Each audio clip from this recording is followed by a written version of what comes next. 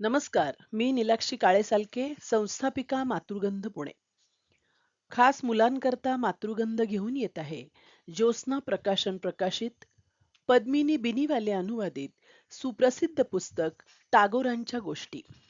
ऐकूया post master. नोकरीच्या आरंभी प्रत्येक पोस्ट मास्तरला उलापूरच्या पोस्टात काम करावंच लागे. उलापूर गाव अगदी खेड होतं. गावाजवळ एक निळीची वखार होती. त्या वखारीच्या इंग्रज साहेबानं अनेक खटपटी लटपटी करून हे पोस्ट ऑफिस स्थापन केलं होतं. आमचे पोस्ट मास्तर वयानं तरुण आणि कलकत्त्याचे राहणारे होते. वाहत्या पाण्यातल्या मासळीला डबक्यातल्या पाण्यात सोडलं तर कसं होईल, तसंच पोस्ट मास्तरना उलापूरला येऊन झालं होतं. गावाच्या एका बाजूला अंधाऱ्या घरात गवताच्या छपराखाली त्यांचं ऑफिस आणि राहायची जागा होती. जवळच एक पाण्याचं बारकस तळं आणि त्याच्या आजूबाजूला दाट जंगल होतं. निळीच्या वखारीतील लोकांना कामामुळे एकतर कधी रिकामा वेळ मिळत नसे आणि ते कामगार पोस्ट मास्तरांसारख्या प्रतिष्ठित माणसात मिसळण्यायोग्यही नव्हते. कलकत्त्यासारख्या शहरातून आलेल्या तरुणाला खेडेगावातील माणसात मिळून मिसळून वागणं जमत नसे. एकतर तो शिष्टासारखा वागे, नाहीतर बुजल्यासारखं करी. याच कारणानं पोस्ट मास्तरचा गावातल्या लोकांशी कधी फारसा परिचय झालाच नाही. काम थोडं आणि बोलायला कोणी नाही, त्यामुळे त्याच्या आयुष्याला कमालीचा एकटेपणा आला. अशा एकटेपणात तो कधी कधी कविता करत असे. कवितेत तो निसर्गाची मुक्त उधळण पाहताना आयुष्य मोठं सुखानं चाललंय असं वरवर म्हणे, पण मनातल्या मनात मात्र त्याला वाटे की अरेबियन नाईट्स मधल्या सुरस कथेतल्या सारखा एखादा राक्षस येऊन त्यानं एका रात्रीत फांद्या पानांसकट सगळी झाडं तोडून पक्का रस्ता तयार केला, किंवा इथून दिसणारं हे मोकळं आकाश उंच उंच इमारती उभारून झाकून टाकलं तर किती बरं होईल. शहराच्या भासानं आपल्याला नवजीवनच प्राप्त होईल. पोस्ट मास्तरला पगार अगदी बेताचा होता. त्याला आपला स्वयंपाक स्वतःलाच करावा लागे.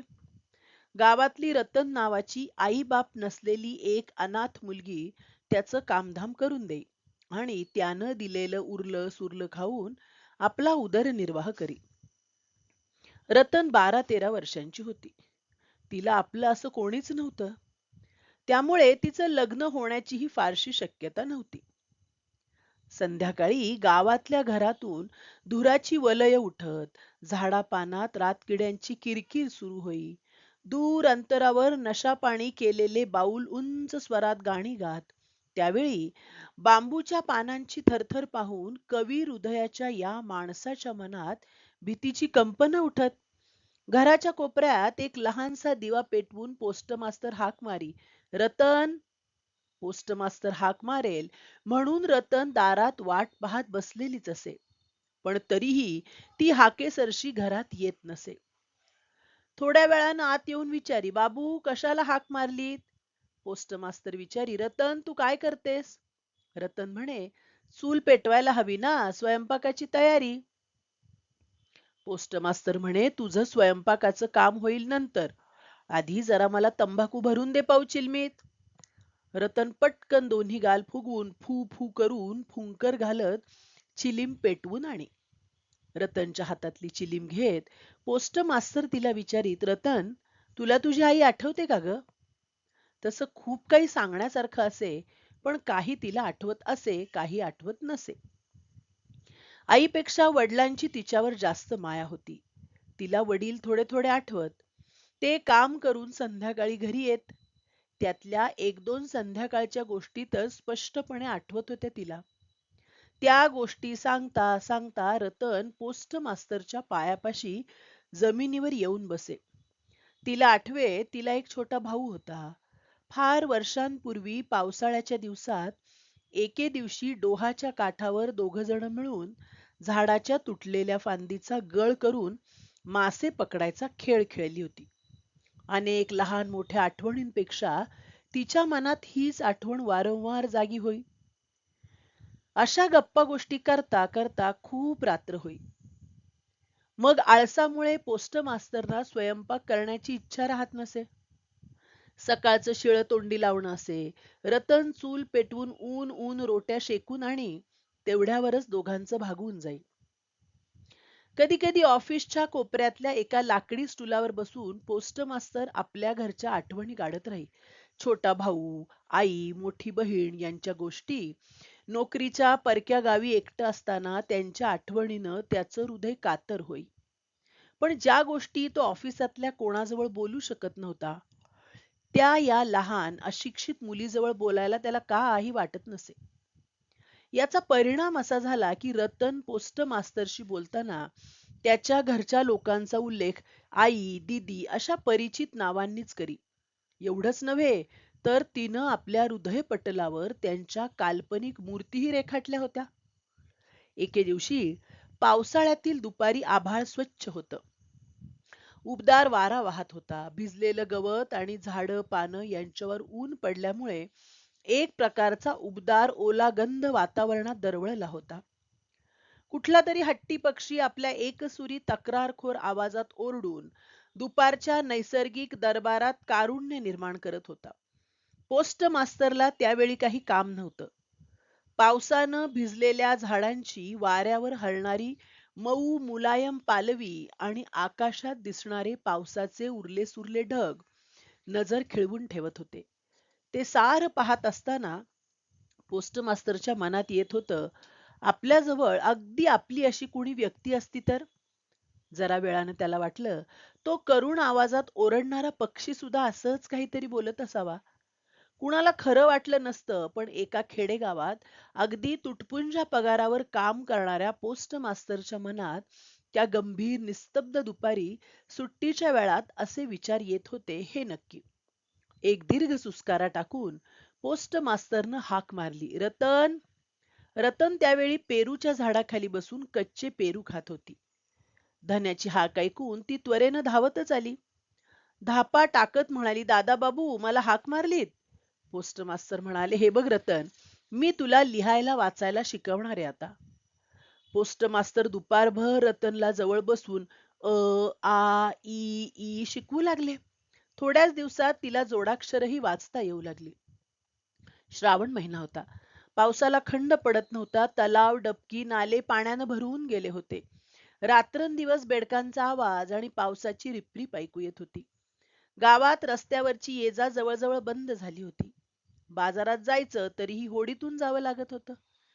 एके दिवशी सकाळी खूप पाऊस पडत होता. पोस्ट मास्तरांची विद्यार्थिनी धन्याची हाक येईल या अपेक्षेनं दारात बसून राहिली होती. पण रोजच्या सारखी त्यांची हाक न आल्यानं आपलं पाटी पुस्तक घेऊन ती हळूच आत गेली. पाहिलं तर पोस्ट मास्तर खाटेवर झोपले होते. झोप लागलीये असं समजून ती परत फिरली. एवढ्यात तिनं हाक ऐकली, रतन. रतन घाईघाईनं मागं फिरली आणि म्हणाली, दादा बाबू झोपला होतात का? पोस्ट मास्तर म्हणाले, अगं मला बरं वाटत नाही, जरा कपाळावर हात ठेवून पहा ना. जोरदार पाऊस पडत असताना आजारी अवस्थेत त्या एकाकी पोस्ट मास्तरला कोणाचा तरी स्पर्श हवासा वाटत होता. आपली आई, बहीण कोणी जवळ असती तर किती बरं झालं असतं, अशी त्याला इच्छा झाली. पण त्याची ही इच्छा अगदीच असफल झाली नाही. रतननं लगेचच आपलं लहानपण झुगारून त्याच्या आईची भूमिका स्वीकारली. तिनं वैद्याला बोलावून आणलं. वैद्यानं सांगितल्याप्रमाणे वेळच्या वेळी औषध पाणी दिलं. रात्रभर रतन पोस्ट मास्तरच्या उशाशी जागत बसली. वैद्याच्या सांगण्यानुसार तिनं त्याला पथ्याचं खाणंही करून दिलं आणि अधूनमधून सारखं विचारत राहिली, अहो दादा बाबू, आता जरा तरी बरं वाटतंय का? बऱ्याच दिवसांनंतर पोस्ट मास्तरना बरं वाटलं. त्यांच्या क्षीण शरीरानं अंथरूण गुंडाळून ठेवलं. त्यांनी मनानं ठरवून टाकलं, आता इथं राहणं बस झालं. काहीतरी करून बदली करून घ्यायची. गावच्या रोगट हवामानाचा उल्लेख करून त्यांनी ताबडतोब वरिष्ठ अधिकाऱ्यांकडे बदलीसाठी अर्ज केला. शुश्रूषेतून मोकळी झालेली रतन परत दाराजवळ आपल्या नेहमीच्या जागेवर जाऊन बसू लागली. परंतु आता तिला पूर्वीसारखी त्यांची हाक येईना. अधूनमधून तीच आत डोकावून पाही. पोस्ट मास्तर अतिशय विषण्ण मनस्थितीत खुर्चीवर बसलेले असत किंवा खाटेवर झोपलेले असत. रतन जेव्हा त्यांच्या हाकेची वाट पाहत असे तेव्हा पोस्ट मास्तर आपण केलेल्या बदलीच्या अर्जाच्या उत्तराच्या प्रतीक्षेत असत. रतन दाराजवळ बसून पोस्ट मास्तरनी पूर्वी शिकवलेल्या धड्यांची पुन्हा पुन्हा पारायण करी. आता दादाबाबूंनी हाक मारली तर पूर्वी शिकवलेल्या जोडाक्षरांचा गडबड घोटाळा होऊन जाईल अशी तिला भीती वाटे. 5-6 दिवसांनंतर रतनला एका संध्याकाळी पोस्ट मास्तरांची हाक ऐकू आली. धडधडत्या अंतःकरणानं घरात प्रवेश करून रतन अधीरपणे म्हणाली, दादाबाबू मला हाक मारलीत. पोस्ट मास्तर म्हणाले, रतन उद्याच निघणार मी. कुठं जाणार दादाबाबू? रतननं विचारलं. घरी जाणार, पोस्ट मास्तर म्हणाले. परत केव्हा येणार? रतननं विचारलं. आता नाही येणार, पोस्ट मास्तरनी सांगितलं. रतननं अधिक काही विचारलं नाही. पोस्ट मास्तरनी आपणहूनच तिला सांगितलं की बदलीसाठी आपण केलेला अर्ज नामंजूर झाला, म्हणून राजीनामा देऊन आपण घरी जात आहोत. बराच वेळ कोणीच काही बोललं नाही. कोपऱ्यात दिवा मिणमिणत होता आणि गळक्या छपरातून पावसाचं पाणी मातीच्या घड्यावर टप टप टप करत पडत होतं. जरा वेळानं रतन उठली आणि जड पावलांनी रोट्या करायला निघून गेली. आज नेहमीसारखं तिचं काम पटकन आवरलं नाही. ती विचार करत होती. मनात अनेक भावनांची दाटी झाली होती. जेवण झाल्यावर तिनं पोस्ट मास्तरना विचारलं, दादाबाबू मला तुमच्या घरी घेऊन जाल? पोस्ट मास्तर हसले. म्हणाले, ते कसं शक्य होईल? सबंध रात्रभर जागेपणी आणि स्वप्नातही तिला सारखा पोस्ट मास्तरांच्या हसण्याचा आवाज आणि त्यांनी उच्चारलेले ते शब्द ऐकू येत होते. ते कसं शक्य होईल? त्या शब्दांनी जणू तिला झपाटलं होतं. सकाळी उठून पोस्ट मास्तरनं पाहिलं तर त्यांच्या स्नानाचं पाणी काढून तयार होतं. कलकत्त्यापासून त्यांना विहिरीच्या ताज्या पाण्यानं अंघोळ करायची सवय होती, हे रतनला माहित होतं. केव्हा निघणार हे तिनं त्यांना विचारलं नाही, पण तिनं रात्रीच नदीवर जाऊन त्यांच्यासाठी पाणी भरून आणलं होतं. पोस्ट मास्तरनी अंघोळ झाल्यावर रतनला हाक मारली. रतन काहीच न बोलता घरात आली आणि धन्याच्या हुकमाच्या अपेक्षेनं त्याच्या तोंडाकडे पाहत उभी राहिली. पोस्ट मास्तर म्हणाले, रतन माझ्या जागी जो माणूस येतोय त्याच्याजवळ मी तुझ्याविषयी बोलेन. तुझी माझ्यासारखीच काळजी घेतील ते. मी जातोय म्हणून तू काळजी करू नकोस. पोस्ट मास्तर हे अगदी मनापासून मायेनं बोलले हे खरं असलं तरी त्या पोरीचं मन कोणाला समजणार? आतापर्यंत कितीतरी वेळा धन्याचा ओरडा तिनं मुकाट्यानं सहन केला होता, पण त्याचे हे प्रेमळ शब्द मात्र तिला मुळीच सहन झाले नाहीत. तिचं हृदय भरून आलं. काहीशा उद्वेगानं ती म्हणाली, नको नको, तुम्ही कोणालाही काहीही सांगू नका. मला आता इथं राहायचंच नाही. पोस्ट मास्तरनी रतनचं हे रूप कधीच पाहिलं नव्हतं. ते अवाक झाले.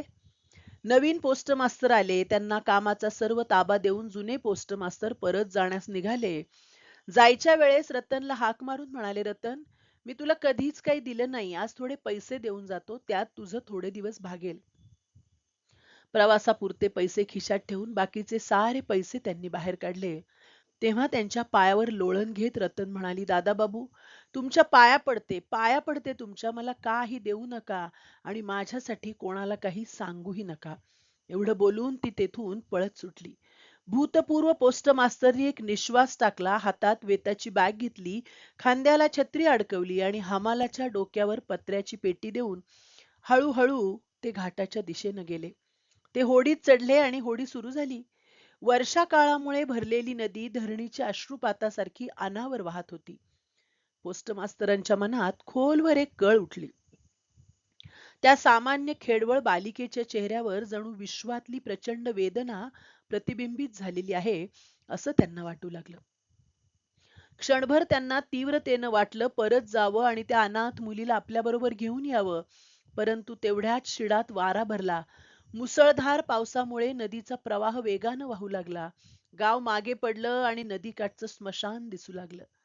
नदीच्या प्रवाहाबरोबर वाहत जाणाऱ्या पोस्ट मास्तरांच्या उदास मनात आता तत्वज्ञानात्मक विचारांचा उदय झाला. या जीवनात किती ताटातुटी होतात, किती मृत्यू होतात, मग मागे फिरण्यात तरी काय अर्थ? या जगात कोणी कुणाचा नाही. पण रतनच्या मनाला मात्र अशा तात्विक विचारांचा स्पर्शही झाला नाही. ती पोस्ट ऑफिसला रडत रडत फेऱ्या घालत होती. कदाचित तिच्या मनाला एक क्षीण आशा वाटत असावी की अजूनही दादाबाबू परत येतील. याच विचाराने तिचे पाय त्या जागी जणू खिळून राहिले होते. किती वेडा असतो माणूस. त्याच्या मनातले भास मावळत नाहीत, युक्तिवाद पटत नाहीत. प्रत्यक्षावर विश्वास न ठेवता प्राणपणानं तो खोट्याला हृदयाशी कवटाळून ठेवतो. ज्या वेळेस पाश तुटून जातात, हृदयातलं रक्त आटून जातं, त्याच वेळी परत दुसऱ्या कुठल्या तरी भासात अडकण्यासाठी त्याचं मन व्याकुळ होऊ लागतं. धन्यवाद.